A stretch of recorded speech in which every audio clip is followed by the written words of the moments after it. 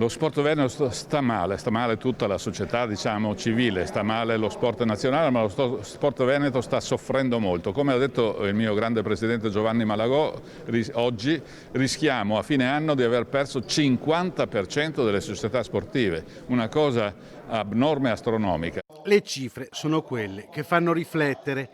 In Veneto il Covid ha allontanato dalla pratica sportiva il 25-30% degli under 10, il 15% dei giovanissimi e il 50% degli over 30, numeri che potrebbero portare alla scomparsa di molte società sportive.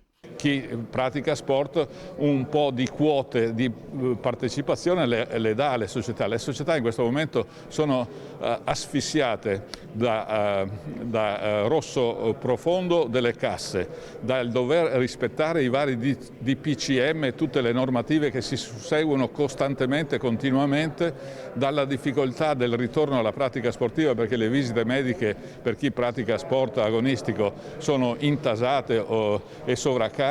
Tutto questo imbuto, questo coacervo di cose, di aspetti organizzativo-burocratici ed economici fanno sì che lo sport veneto sta soffrendo molto. Intanto il CONI continua a sostenere le società con l'apertura di 5 sportelli, 2 già esistenti e 3 nuovi.